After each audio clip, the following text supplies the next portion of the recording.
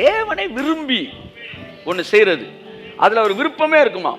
இப்போ விருப்பம் பிரியமுமான சித்தம் இன்னது என்பதை அறிந்து மனம் புதிதாகிறதுனால நீங்கள் மறுரூபமாங்கள் இருக்கு. அப்போ சித்தத்தை புரிய புரிய மனசு புதுசாகுது. மனசு புதுசாக புதுசாக வாழ்க்கை மறுரூபமாகிறது. Knowing God's will.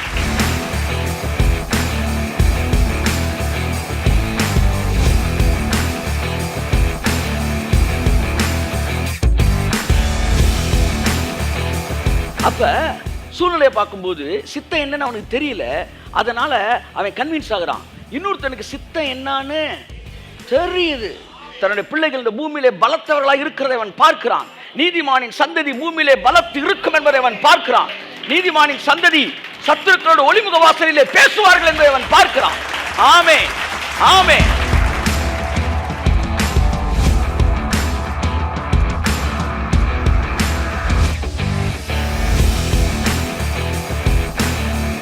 The more you spend time in God's word, the more you have the knowledge of God's will.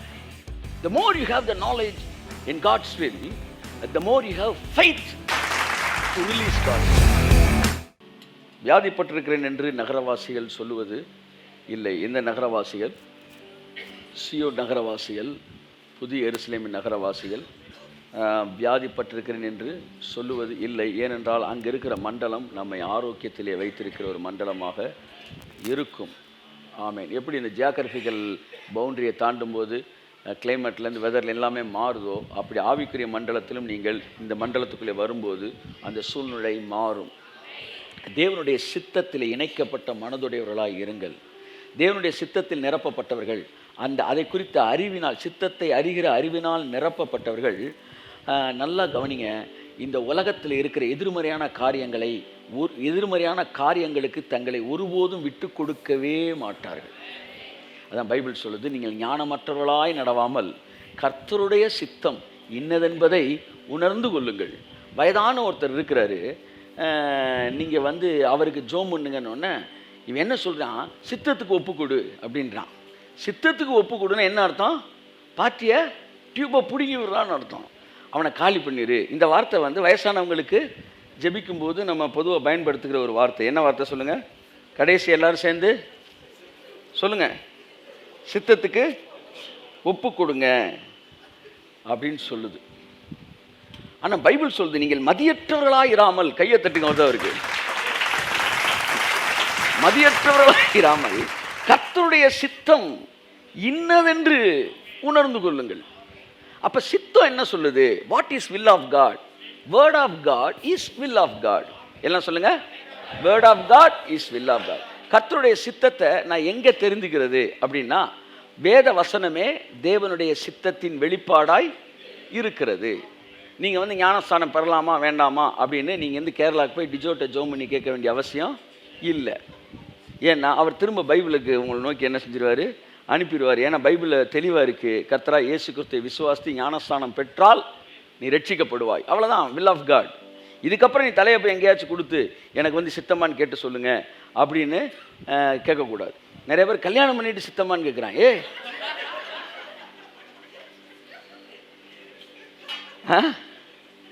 அப்படிலாம் கேட்டிங்கன்னா அவன் அடுத்த ஏழு ஜென்மத்துக்கு தான்டா சித்தன்றார். ஜாக்கிரதை. ஸோ சித்தம் என்பது எழுதப்பட்ட written word of God is the established God's will. இதை போய் நீங்கள் தனிப்பட்ட முறையில் கேட்க வேண்டிய அவசியம் இல்லை. நான் ஏற்கனவே உங்களுக்கு சொல்லியிருக்கிறேன், கர்த்தருடைய வல்லமை நான் கொஞ்சம் அவுட் ஆஃப் த பாக்ஸ் சில விஷயங்கள் பேசலாம்னு யோசித்தேன். பட் கொஞ்சம் நேரம் காட்ஸ் கைடன்ஸில் அப்படியே பேசிட்டு நான் இது பண்ணுறேன். என்னென்னா, வேதம் தெளிவாய் சொல்லுகிறது, எழுதப்பட்ட வார்த்தை தேவனுடைய விருப்பமாக இருக்கிறது. ரொம்ப நாளைக்கு முன்னாடி ஒரு எடுத்துக்காட்டு நான் கேள்விப்பட்டேன். அதில் ஒரு வயசான அப்பா என்ன செய்கிற, தன் பிள்ளைகளுக்கு சொத்தை பிரித்து எழுதுறாரு. வடக்க இருக்க வாழைத்தோப்பு 40 ஏக்கர் மூத்த பையனுக்கு, தெற்க இருக்க தென்னந்தோப்பு இளைய பையனுக்கு அப்படின்னு என்ன செய்கிறாரு, வில்லில் சொத்து பத்திரத்தில் எழுதிட்டு என்ன செஞ்சிட்டாரு, செத்துட்டார். இப்போ வடக்க இருக்க வாழைத்தோப்பு மூத்தவனுக்கு, தெற்க இருக்க தென்னந்தோப்பு இளையவனுக்குன்னு எழுதிட்டு செத்துட்டார். இவன் சொத்தை பிரிக்கிறப்ப பஞ்சாயத்து வந்துடுச்சு. தம்பி என்ன சொல்கிறான், வாழைத்தோப்பு தான் எனக்கு, இல்லை அண்ணன் என்ன சொல்கிறான், தென்னந்தோப்பு தான் எனக்குன்றான். தம்பி என்ன சொல்கிறான், இல்லை தென்னந்தோப்பு எனக்கு இல்லை அப்பா எனக்கு தென்னந்தோப்பு தான் சொல்லிகிட்டு இருந்தார் அப்படின்றான். உடனே என்னடா அப்பா என்ன நினச்சாரு, அப்பா வந்து என்ன நினச்சாரு, அப்பா வந்து எனக்கு தான் தென்னந்தோப்பு சொன்னார். இல்லை எனக்கு தான் தென்னந்தோப்பு, அவர் மனசில் அதுதான் இருந்துச்சுன்னு. உடனே 2 பேர் நேரம் அப்போ என்ன செய்கிறாங்க, கல்றையை தோண்டிடுறாங்க. தோண்டி அவர் உயிரோடு எழுப்புறாங்க. எழுப்புன அவர் எந்திரிச்சுன்னா இங்கேயும் நிம்மதியாக இருக்க மாட்டேங்க, என்னடா வந்து அப்பா வந்து தென்னந்தோப்பு எனக்கு தானே சொன்னீங்க அவனுக்குன்றானே, ஒரு குழப்பமாக இருக்குது. உங்கள் மனசில் நீங்கள் என்ன தான் நினச்சி யாருக்கு எழுதலான்னு சொன்னீங்க. நான் சொன்னேன், தம்பி எதுக்குடா உங்களுக்கு ஒரு குழப்பம், அதைத்தான் தெளிவாக பத்திரத்தில் கையத்தட்டு எழுதியிருக்கானே. பத்திரத்தில் தெளிவாக எழுதியிருக்கும்போது திரும்ப என்ன நீ எழுப்ப வேண்டிய அவசியமே இல்லையே. போய் பத்திரத்தை நல்லா படி, பக்கத்தில் கொடுங்க சப்புன்னு ஒன்று கொடுத்து சொல்லுங்க, பத்திரத்தை நல்லா படி.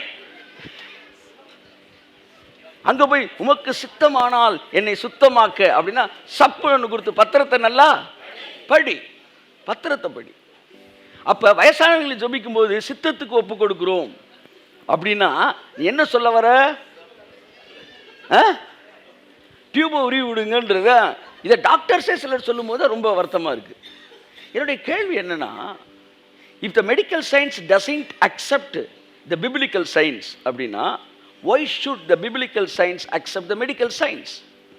ஆனால் இவர் சொல்லும்போது, ஓரல் ராபர்ட் சொல்லும்போது 2 நதிகளும் இணைந்து ஓடுகிறது தான் அந்த கடைசி கால எழுப்புதல் அப்படின்றார். ஏசு ஒரு பெண்ணை உயிரோடு எழுப்பிட்டு அந்த பெண்ணுக்கு ஆகாரம் கொடுங்கள்னாரு. ஆகாரம் கொடுங்கள்னு சொன்னவர் யாருன்னா, மனுஷன் அப்பத்தினாலே மாத்திரம் அல்லன்னு சொன்னார்ல, அவர் சொல்கிறாரு கொஞ்சம் சாப்பாடு கொடுக்கலான்றாரு. அப்போ 2 நதியும் இணைக்கப்படுவது அந்த கடைசி காலத்தில் மிகப்பெரிய எழுப்புதல். ஆகவே the medical science must accept the biblical வந்து ரெவலேஷன்ஸ், அதர்வைஸ் இட் இஸ் என்ன சொல்ல வந்து ஃபெயிலியர் டிபார்ட்மெண்ட் ஓன்லி. நான் என்ன சொல்ல வரேன்னா நண்புக்குரியவர்களே, அப்படியே வந்து பிப்ளிக்கல் சயின்ஸ் வந்து எதெல்லாம் வந்து பிப்ளிக்கல் ரெவலேஷன்ஸ் வந்து அதுக்கு ஒத்து வருகிற மெடிக்கல் சயின்ஸை வந்து we have to accept it. அப்படித்தான் வந்து வேத வசனத்திலே வந்து தேவன் வந்து எல்லாவற்றையும் தெளிவாக என்ன செய்திருக்கிறார், தன்னுடைய சித்தத்தை எழுதி வைத்திருக்கிற. அப்படினால் மறுபடியும் நாம் இன்னொரு விஷயத்தை கேட்க, அப்போ வயசானவங்களுக்கு சித்தத்துக்கு ஒப்பு கொடுங்க அப்படின்போது சித்தம்ன்ற வார்த்தை சரியானது. எல்லாம் சொல்லுங்க.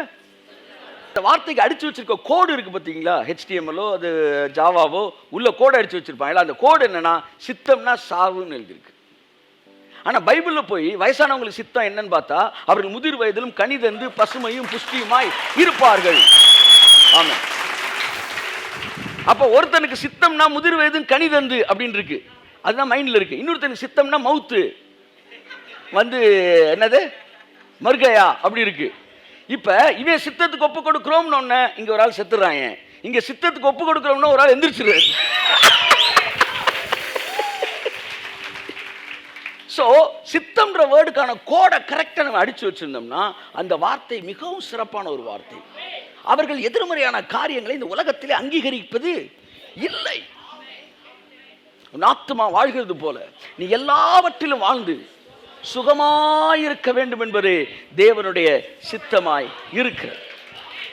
பாருங்க, கடவுளுக்கு வந்து நம்மளுக்கு டீச் பண்ணுறது ரொம்ப பிடிக்குமா, நம்மளுக்கு இன்ஸ்ட்ரக்ட் பண்ணுறது ரொம்ப பிடிக்குமா, நம்மளை டிசிப்ளின் பண்ணுறது ரொம்ப பிடிக்குமா, நம்மளை வந்து பனிஷ் பண்ணுறது ரொம்ப பிடிக்குமா அப்படின்னு ஒவ்வொன்றா வச்சு இதில் எதுங்க உங்களுக்கு விருப்பம், வந்து எங்களுக்கு டீச் பண்ணுறது விருப்பமா, பனிஷ் பண்ணுற விருப்பமா, டிசிப்ளின் பண்ணுற விருப்பமா, இன்ஸ்ட்ரக்ட் பண்ணுற விருப்பமான்னு கேட்டால் இஸ்ரவேலை ஆசீர்வதிப்பதே எனக்கு விருப்பம்.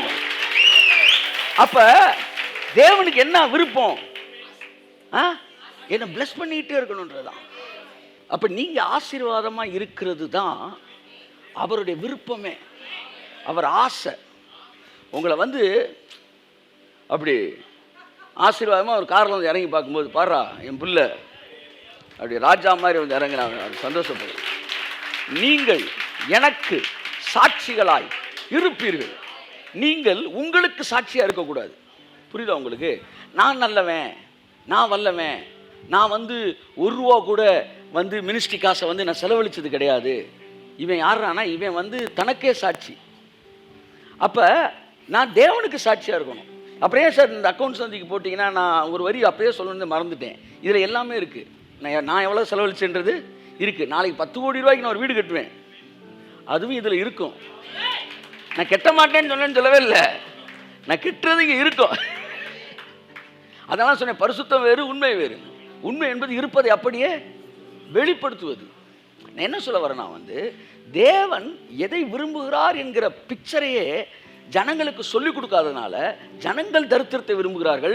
ஜனங்கள் தரித்திரத்தை விரும்பினதோடு மட்டுமல்லாமல் ஊழியனும் தரித்திரத்தில் இருக்க வேண்டும் என்றே விரும்புகிறார்கள். அதனால தான் சில சபைகளுக்கு நீங்கள் போகும்போது ஜெனரேஷனாக வருவாங்க, ஆனால் பார்த்தீங்க ஒரு வறுமையிலும் தரித்திரத்திலுமே இருப்பார்கள். அந்த ஊழியக்காரன் ஒரு போலித்தனமான ஒரு வறுமையில் தான் வந்திருப்பார். அவரும் ஒயிட்லாம் இருப்பார். ஆனால் அவர் உட்காந்து போகிற காரு ஜாகுவாராக இருக்கும். தப்பாக சொல்லலை, அவர் இருக்கணுன்ற அந்த கலரை மட்டும் மாற்றிருங்கன்ற வெளியில். அப்புறம் வீட்டில் போய் உட்காந்தானாலாம் ஒருத்தர் வீட்டுக்குள்ளே போய் மிரண்டுட்டேங்க. அவங்க ஐஸ்வர்யத்தையே வெறுத்து பேசுகிறவங்க, இந்த உலகத்தில் தரித்திரம் தான் பேசுகிறேன். ஆனால் உள்ளே நுழைஞ்சா அதாவது மதுரையில் இருக்க டாப் 10ல் 10 வீட்டில் ஒரு வீடாக வந்துடும், அவ்வளோ மேட்ரு. ஆனால் அவர் யாருன்னா அந்த குறிப்பிட்ட வறுமையை பேசுகிற சபையில் முக்கியமான மூப்பரே எப்படின்னா இப்போ டாப்பர் எப்படி இருப்பார்னு யோசிச்சுக்காங்க. அப்போ இவங்க எல்லாருமே they are speaking but they are not following. ஆனால் யார் ஃபாலோ பண்ணுறது? சார், எனக்கு நிறைய நண்பர்கள் இருக்கிறாங்க. என் நண்பர்களுக்கெல்லாம் வயசு என்னென்னா 55, 65. என் ஃப்ரெண்ட்ஸ், நீங்கள் பாஸ்டர்ஸ் வீட்டுக்கு வந்தால் தெரியும், என் கூட இருக்கிறீங்களா அவங்க தான் என் ஃப்ரெண்ட்ஸு. அதனால தான் இளம் ஊழியர்கள்ட்ட நான் நல்லா அட்டாச்சாக தான் இருக்கிறேன். ஆனால் அதோட ரொம்ப அட்டாச்சாக எல்லாம் 55, 65 எல்லாம் பார்த்தீங்கன்னா நான் சிபிஎம் ஃபவுண்டர் கூட இருந்தாலும், நான் பால் கூட இருந்திருக்கிறேன், நான் அப்போ அந்த மாதிரி குரூப் ஏனஸ்ட் கூட இருந்திருக்கேன், பெரிய பெரிய ஆட்களோடு. அவங்கெல்லாம் எக்ஸ்பீரியன்ஸை பேசும்போது ஆமாம் இவங்க மட்டும் இல்லை, நான் அவங்கெல்லாம் மிகப்பெரிய என்ன சொல்ல தேவ மனிதர்கள், அவங்க பரிசுத்தவான்கள், அவள் வாழ்க்கையில் நடந்த அற்புதங்கள் அதிசயங்கள் ஏராளம். நான் கேள்விப்பட்டிருக்கிறேன்.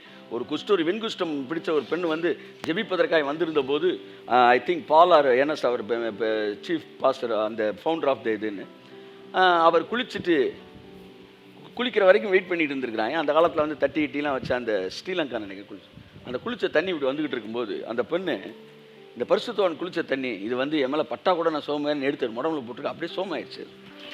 ஒருத்தங்களாம் மண்டையில் அடித்து இந்த டாப் 2 ஓப்பன் ஆயிடுச்சு. அது திரும்ப வச்சு இந்த நேம் ஆஃப் ஜீசஸ் ஹீல்னோடனே சர்ஜரி எல்லாமே ஹீல் ஆயிடுச்சுங்க, அப்படியே ஒட்டிடுச்சு. டோட்டலாக நடந்திருக்கு. ஆனால் அவர்களுக்கு கொடுக்கப்பட்ட வெளிப்பாடுகளில் அவர்கள் சரியாக இருந்தார்கள். ஆனால் தேவனுடைய வசனத்தை வெளிச்சம்னு பைபிள் சொல்லுது. பைபிள் என்ன சொல்லுது? வெளிச்சம் பைபிள் சொல்லுது. அப்போ வேர்ட் ஆஃப் காட் என்கிற வெளிச்சத்திலே நம்முடைய சிந்தனை வெளிச்சம் பெறும்போது இதுதான் தேவ சித்தமா என்பதை அடுத்தடுத்த ஜெனரேஷன் புரிய ஆரம்பிக்கிறார்கள். அப்போ எல்லாரும் கர்த்தர் கொடுத்த அந்த சாம்பாருக்காய் ஸ்தோத்திரம் சொல்லுவோன்னு சொல்லி ஏழைப்பாளைய ஜனங்கள் எல்லாம் அந்த சாம்பாருக்கும் ரசத்துக்கும் ஜெபிச்சுக்கிட்டு இருக்கப்ப உள்ளே இருக்கிற ஆட்கள் சாலமன் மாதிரி சாப்பிட்டுக்கிட்டு இருக்கிறது தான் என்னால் அங்கீகரிக்க முடியும் நான் சொல்கிறேன். அது தப்புன்னு நான் சொல்ல, நீங்கள் ஏன் ஜனங்களை அந்த இடத்திலே வைத்திருக்க வேண்டும் என்பதை நான் சொல்லுவேன். ஸோ என்னைக்கு சபை ஜனங்கள் ஆசீர்வாதமாக இருக்க வேண்டும் என்று சொல்லி ஒரு பிரசங்கம் சரியாக பிரசங்கிக்கப்படுகிறோம், அன்றைக்கு சபை ஜனங்கள் தங்கள் ஊழியரும் ஆசீர்வாதமாக இருக்க வேண்டும் என்பதை விரும்புவார்கள். ஆகவே அதுதான் வேதமும் விரும்புகிறது. பிதா என்ன விரும்புகிறாரு? இஸ்ரவேலை ஆசீர்வதிப்பதே எனக்கு பிரியம். அப்போ உங்களில் யாராவது சித்தத்தை பற்றி அந்த காலத்தில் நிறைய நமக்கு சொல்லி கொடுத்தாங்க இல்லையா, அதெல்லாம் ரொம்ப முக்கியமான செய்தி. ஆனால் கோடை மட்டும் மாற்றி எழுதணும் பின்னாடி. சித்தத்தை தவறக்கூடாது ஆண்டவரே, நீங்கள் அழுது ஜெபம் பண்ணியிருக்கீங்களே, இப்போ இதெல்லாம் மைண்டில் வச்சு ஜெபிக்கணும். ஆண்டவரே, சித்தத்தை எப்படியாச்சும் என் வாழ்க்கையில் அந்த சித்தம் நிறைவேறணும். எந்த சித்தம்? அவர் மனசில் இருக்கிற சித்தம். இஸ்ரவேலை ஆசீர்வதிக்க வேண்டும் என்பதே பிரியமாக இருக்கிறது. பிரியமான பைபிளில் இப்போ பெர்ஃபெக்ட் வில் இருக்குது, பெர்மிசிவ் வில் இருக்குது. வில் ஆஃப் காடை பற்றி பேசிகிட்டு இருக்கிறேன். ஏன்னா will of God is the channel of releasing God's power. தேவனுடைய வல்லமை வெளியே வருகிற கட்டவிழ்க்கப்படுகிற ஒரு சேனல் தான் இது God's will, the knowledge about God's will. அப்போ இந்த காட்ஸ் வில்ல ஹேகின் சொல்கிறாரு 2 விதமான இது இருக்குது, perfect God's will, permissive God's will. இப்போ தேவனா உன்னை விரும்பி உங்களை கூட்டு போனார்னா அது காட்ஸ் பெர்ஃபெக்ட் வில்லு. நீங்கள் ஒன்று கேட்டுட்டீங்கன்றதுக்காக உங்களுக்கு ஒன்று கொடுத்தாருன்னா அது பெர்மிசிவ் வில். ராஜா எங்களுக்கு வேண்டும் என்று சொன்னார்கள், வச்சுக்காப்பான்னு சொன்னார். அடுத்து வனாந்திரத்தின் வழியாய் போகிற வழியை அவர்கள் தேர்ந்தெடுத்தார்கள், போய் காப்பான்னாரு. பிழையாம சொன்னான், நான் போய் இஸ்ரவேல் ஜனங்களை சபிக்க விரும்புகிறேன், போய் காப்பான்னாரு. இந்த 3 இடத்துல தேவனே போனாரு. தேவனே ராஜாவை செலக்ட் பண்ணுறாரு, தேவனே பிழையாம பார்த்து போன்றாரு. இது எல்லாம் அவரே சொல்லிட்டு அப்புறமேட்டு சொல்கிறாரு, யார் பண்ணி உங்களை நான் அறியேன்றார். ராஜாவை நான் கொடுக்கவே இல்லை. ராஜாவா யாரு அப்படின்றார். பின் நாட்களில் நீங்கள் தீர்க்கதரிசிகள் சொன்ன ஓசியா அந்த இளம் பொண்ண ராஜாவா அறியேன்றார்.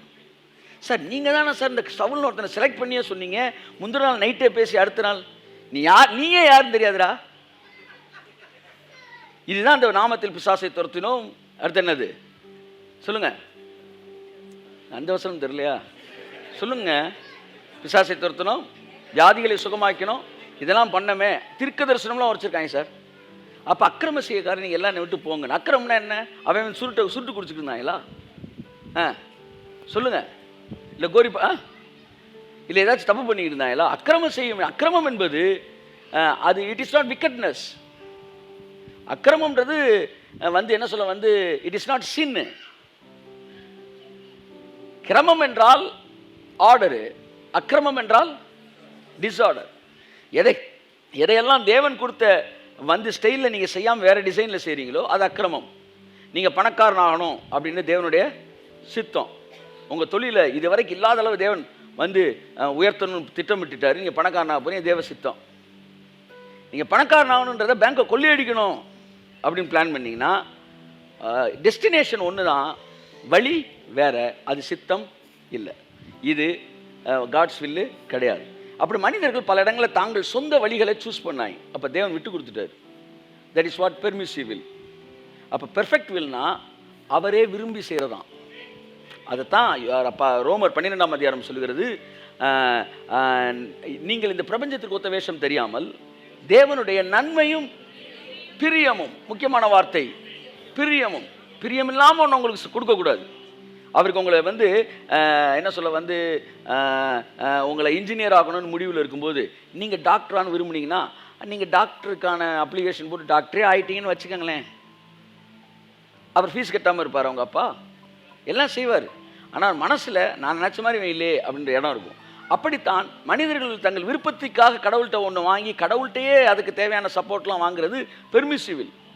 ஆனால் தேவனை விரும்பி ஒன்று செய்கிறது, அதில் ஒரு விருப்பமே இருக்குமா. இப்போ விருப்பம் பிரியமுமான சித்தம் இன்னது என்பதை அறிந்து மனம் புதிதாகிறதுனால நீங்கள் மறுரூபமாங்கள் இருக்கு. அப்போ சித்தத்தை புரிய புரிய மனசு புதுசாகுது. மனசு புதுசாக புதுசாக வாழ்க்கை மறுரூபமாகிறது. Knowing God's will, it is transforming my personality, my life.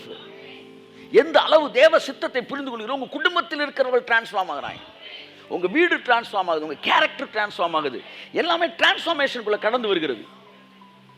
அப்போ இந்த பெர்ஃபெக்ட் வில் அப்படின்னா பிரியமாக இருக்கணுமா. இப்போ நீங்கள் நேரம் இங்கே என்ன வரணும், இஸ்ரவேலை ஆசீர்வதிப்பதே கர்த்தருக்கு. கை தட்டுங்க ஒரு அவருக்கு ஆமென். இப்ப பிரியம்ன்ற வார்த்தை இங்க வருது. இதே பிரியம்ன்ற வார்த்தை தான் ரோமர் 12 வருது. அவன் சொல்றான் பிரியமான சித்தத்தை வாங்கிக்கடான்றான். இங்க அவர் சொல்றாரு கொடுக்கறதான்ற எனக்கு பிரியம்ன்றாரு. அப்போ ஒன்று புரிஞ்சுக்காங்க, நீங்கள் ஆசீர்வதிக்கப்பட்டு இருப்பது பிரியம் என்றால், சித்தம் என்றால், நீங்கள் வறுமையில் இருப்பது அவருக்கு சித்தம் அல்ல. இன்னும் நான் ஸ்ட்ராங்கா சொல்றேன்னா சொல்லணும்னா, யாரெல்லாம் நீங்க வறுமையில் இருக்கிறீங்களோ நீங்க எல்லாம் சித்தத்துக்கு வெளியில் இருக்கிறீங்க என்கிற அதிர்ச்சியான ஒரு சத்தியத்தை நான் சொல்லுகிறேன். ஆமென், ஆமென். ஐஸ்வர்யத்துக்கு வெளியில் இருக்கிறவன் எல்லாருமே எங்க இருக்கிறான்? சித்தத்துக்கு வெளியில் இருக்கிறான். எப்படி சொல்றீங்க? பணம் இல்லாமல் நீங்க இருக்கும்போது உண்மைக்கே நீங்க சித்தத்துக்கு வெளியில் இருக்கு. பைபிள் சொல்லுது, ஐஸ்வர்யவானின் பொருள் அவனுக்கு அரணான பட்டணம். அப்படின்னா பாருங்க, ஒருத்தருக்கு நெஞ்சு வலிச்சிச்சு 60 வயசுல, 55 வயசுல. என் ஃப்ரெண்டு ஒருத்தர் 52 வயசு. உடனே டாக்டர் என்ன சொன்னாங்க, ஸ்டெம் வைங்க, அதை வைங்க அப்படி பண்ணார். அவரும் கூட கிரிக்கெட் ஸ்டெம் எடுத்து, இல்லை அது இல்லைங்க, இது வேறு இது, நீங்கள் உடனே வைக்கணும், இத்தனை லட்ச ரூபா செலவாகணும். அதெல்லாம் இருக்கட்டும் சார் பார்த்துக்கோன்ட்டு அவரால் செலவழிக்க முடியல. விசுவாசத்தை ஆப்ரேட் பண்ண பற்றி எனக்கு தெரியல. பட் அவர் இறந்துட்டார். புரியுதா உங்களுக்கு? உங்களுக்கு ஹார்ட் பேஷண்ட் அப்படின்னா நீங்கள் பணத்தை கொடுத்துட்டீங்கன்னு வச்சுக்கோங்களேன், உங்கள் ஹார்ட்டை பைபாஸ் போட்டுருவாங்க.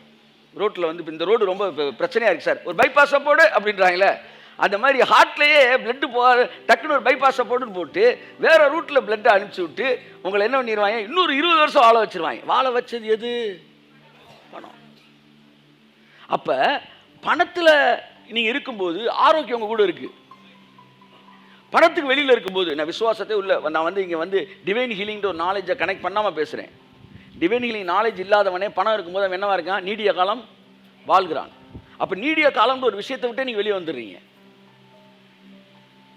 எல்லாரும் கொண்டு சொல்ல விரும்புகிறேன், தேவனுடைய சித்தத்தை குறித்து அறிகிற அறிவினால் நீங்கள் மறுரூபமாக வேண்டும். அப்பொழுதுதான் இந்த உலகத்தின் எதிர்மறையான காரியங்களை நீங்கள் ஒரு நாளும் அக்செப்ட் பண்ணாதவர்களாய் இருப்பீர்கள். ஆமென். ஸோ தேவன் என்ன செய்கிறாராம்? தம்முடைய தயவுள்ள சித்தம் முழுவதையும் நமக்குள்ளே, சித்தத்தில் நிறையா இருக்குது பாருங்கள், பிரியமான சித்தம், நன்மையான சித்தம், தயவுள்ள சித்தம். இந்த தயவுள்ள சித்தம் அப்படின்னா என்னென்னா, எது உங்கள் மேலே பிரியமாக இருக்கிறாரோ அது பிரியமான சித்தம். அந்த பிரியமானதை எப்படியாச்சும் உங்கள் லைஃபுக்குள்ளே நுழைச்சிடணும்னு நினச்சான்னு வச்சுக்காங்களேன், அது தயவுள்ள சித்தம். நான் வந்து இங்கே தான் போகணுன்னு அவருக்கு விருப்பம், நான் இங்கிட்டு போயிட்டேன் அப்படின்னா இது வந்து பெர்மிசிவில், அனுமதிக்கப்பட்ட சித்தம். நான் இங்கே போயிட்டேன்னு வச்சுக்காங்களேன், இது என்னது? பெர்ஃபெக்ட் வில், சரியான சித்தம், அவருக்கு பிரியமானது செய்கிறேன். இப்போ தயவுள்ள சித்தம்னு என்னன்னு சொல்கிறேன், நான் இப்படி இருந்துட்டு இதுதான் சித்தம், நான் சித்தம் இல்லாத நோக்கி போகிறேன், அவர் அங்கனக்குள்ளே என்னை பிடிச்சி இப்படி தள்ளி இங்கே வாடா அப்படின்னு கூப்பிட்டு வந்துட்டாருன்னா தயவுள்ள சித்தம். ஸோ இன்னைக்கு நீங்கள் எல்லாம் இங்கே உட்காந்துருக்கீங்கன்னா அவர் தயவுள்ள சித்தம். ஆமாம் ஆமாம். அதனால தான் பவுல் சொல்கிறாரு அந்த வார்த்தையில், ஒரு தேவனுடைய மனுஷனை குறித்து 2 தெசலோனிக்கேயர் என்று நான் நினைக்கிறேன். நான் உங்களுக்காண்டி ஜோம் பண்ணுறேன். 2 தெசலோனிக்கேயர் 1ஆம் அதிகாரம் 12ஆம் வசனத்தில் ஜெபிக்கிறாரு. வாசிங்க. நான் எதுக்காக உங்களுக்கு நான் ஜெபிக்கிறேன் அப்படின்னு சொல்கிறாரு. வாசிங்க. நம்முடைய தேவன் உங்களை தமது அழைப்புக்கு பாத்திரராக்கவும், இங்கே பாருங்க, உங்களை தன்னுடைய அழைப்புக்கு பாத்திரராக்கவும். ஹலோ, இந்த வார்த்தையை நீங்கள் கவனிக்கிறீங்களா? எல்லாரும் என்ன கவனிங்க. உங்களை எதுக்காக அழைச்சாரோ நல்லா கவனிங்க. உங்களை வந்து 4 பேர் பார்த்து அந்த அம்மா நல்லா இருந்துச்சு, இப்போ இயேசு ஏற்றுக்கணுன்னா கழுத்தில் கார்ந்து இருக்கலாம் கழட்டிருச்சு, இல்லை வந்து வாழ்க்கையில் வந்து மாடி வீட்டிலேருந்து வந்து தரைக்கு வந்துருச்சு, வந்து நல்ல ட்ரெஸ் பண்ணிகிட்டு இருந்து இப்படி ஆகிப்போச்சு அப்படின்னு சொல்லி அவருக்கு அவகீர்த்தி உண்டாகும்படிக்கு நீங்கள் வந்து என்னைக்கெல்லாம் உங்கள் வாழ்க்கையில் வியாதிக்குள்ளே போகிறீங்களோ, பிரச்சனைக்குள்ளே போகிறீங்களோ, கீழ் நோக்கி போகிறீங்களோ, அப்பொழுதெல்லாம் கர்த்தருடைய நாமத்துக்கு நீங்கள் அவகீர்த்தி உண்டாக்கப்படுகிறீர்கள். நல்லா கவனிக்கிறீங்களா? எப்போவெல்லாம் இந்த உலகத்து மக்களுடைய ஸ்டாண்டர்ட்லேருந்து கீழ் நோக்கின ஒரு ஸ்டாண்டர்டுக்குள்ள உங்கள் லைஃப் போதோ அப்பெல்லாம் இயேசு கிறிஸ்து பேர் என்ன ஆகுது? ரிப்பேர் ஆகுது. எல்லாம் சொல்லுங்க, சத்தமாக சொல்லுங்க, இன்னும் சொல்லுங்க. ஆமாம். நீங்கள் அவன்கிட்ட கடன் வாங்க போகிறீங்க, போயிட்டு அவனை சர்ச்சுக்கு கூப்பிடுறீங்க, வாங்க கர்த்தர் உங்களை ஆசீர்வதிப்பார். நீ எத்தனை வருஷமா போகிற? நான் 5 வருஷமாக போயிட்டுருக்கிறேன். பாவம், 5 வருஷமாக போகிற, உன்னையே ஆசீர்வதிக்கலை. நீ என்கிட்ட தான் வந்து கடன் வாங்கிட்டு இருக்கிற. கடன் கொடுக்குறவன்லாம் யாராக இருக்கிறான்? புறஜாதியாக இருக்கிறான். வாங்குறவன்லாம் நம்ம ஆளுகளாக இருக்கான், பீட்டர் ஃபெர்னாண்டஸாக இருக்கிறான். கொடுக்குறவன் எல்லாம் யாராக இருக்கிறான்?